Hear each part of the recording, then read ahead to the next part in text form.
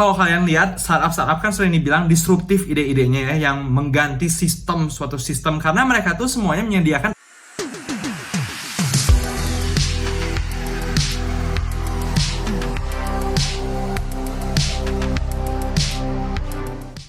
Halo, kembali lagi dengan aku, Girin atau Gearboy. Setelah kita telah selesai membahas tentang complex problem solving skill dan juga critical thinking skill, sekarang aku ingin membahas satu metode yang sering digunakan oleh startup atau orang-orang yang ingin berkontribusi kepada orang sekitarnya untuk membuat sebuah solusi yang dapat berguna untuk masyarakat sekitar. Nah, metode yang biasa digunakan oleh mereka bernama design thinking. Nah, apa sih sebenarnya design thinking itu? Jadi di bagian design thinking itu ada empathize, define, ideate, prototype, test, dan akhirnya launching the product. Jadi sebelum kita launching produk tuh pasti harus melakukan dulu si sequence dari design thinking ini gitu.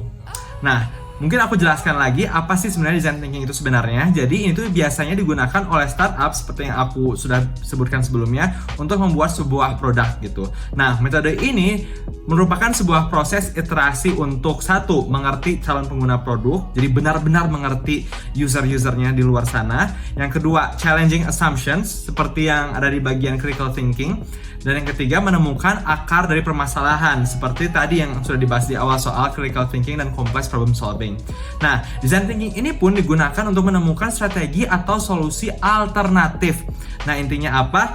Mungkin kalau kalian lihat, startup kan sering dibilang disruptif ide-idenya ya, yang mengganti suatu sistem, karena mereka tuh semuanya menyediakan alternatif yang jauh lebih efisien daripada solusi yang sudah ada saat ini gitu. Nah, bagaimana sih kita bisa mencapai titik tersebut?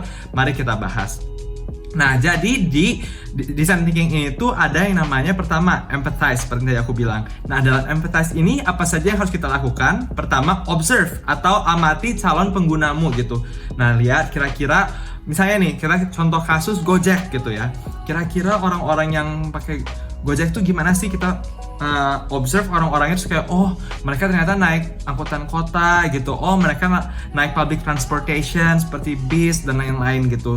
Terus ternyata mereka sudah kepanasan kelihatannya soal keluar angkot tuh kayak keringetan banget gitu, contoh. Lalu selanjutnya engage, berinteraksi.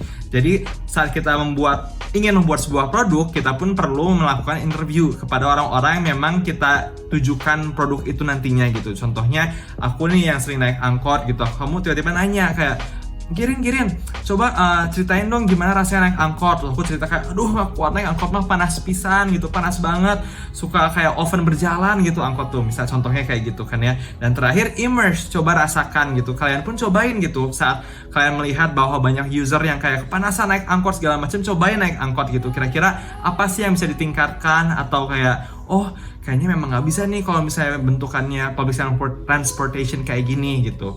Oke, tadi itu empathize.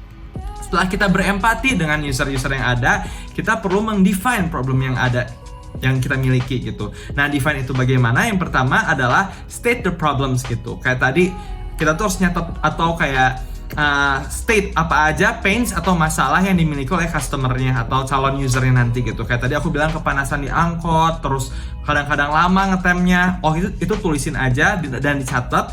Dan setelah itu kita pertanyakan, how might we gitu. Gimana caranya supaya orang-orang ini gak kepanasan gitu. Gimana caranya gak lama ngetem gitu.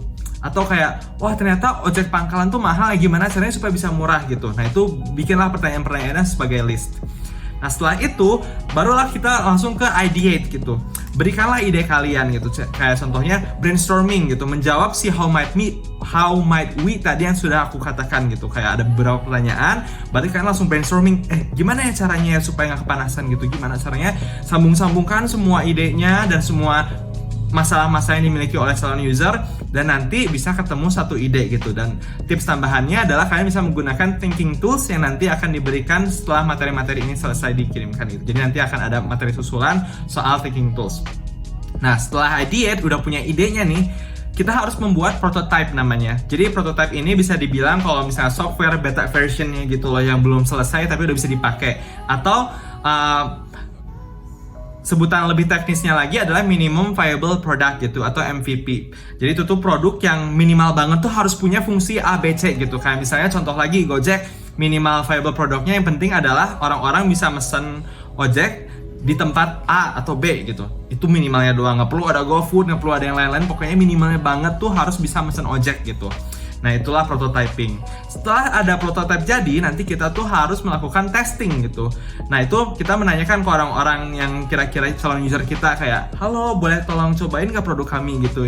Nantinya mau untuk bla bla bla bla bla, terus dikasih si produknya, mereka suruh coba dan kita tuh dapat feedback gitu kayak, wah udah bagus nih, atau belum nih gitu. Nah, dari sana kita kalau misalnya sudah bagus ternyata setelah dites bagus tuh nanti kita bisa langsung launching produknya sendiri atau implementasi produknya. Udah deh, setelah di launch the product selesai. Tapi masalahnya design thinking ini kan tricky ya, makanya di diagram gambarnya tuh ada banyak panah-panahnya gitu. Saat kita berempati dengan orang lalu mencoba define problemnya, kadang-kadang kayaknya bukan itu deh problemnya gitu.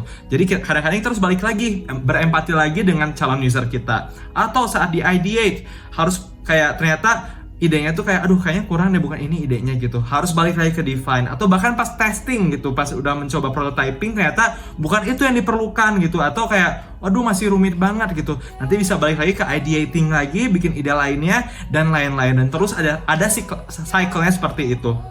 Bahkan terakhir pun saat kita udah launching the product, bisa jadi kita balik lagi ke step 1 yaitu empathize gitu. Karena kadang-kadang kita butuh feedback gitu, kira-kira user interface-nya, gambaran-gambaran di software-nya tuh gimana sih yang bagus gitu. Kayak Gojek kan kadang-kadang tampilannya suka berubah. Itu karena setelah mereka launch tuh masih mencoba berempati lagi gitu ke user. Ternyata mereka kurang suka tampilannya kalau misalnya A, B, C, dan lain-lain. Atau bahkan bisa jadi expansion produknya gitu yang awalnya cuma Go Ride doang, jadi ada GoCar, GoFood, dan lain-lain. Itu contohnya untuk di Gojek.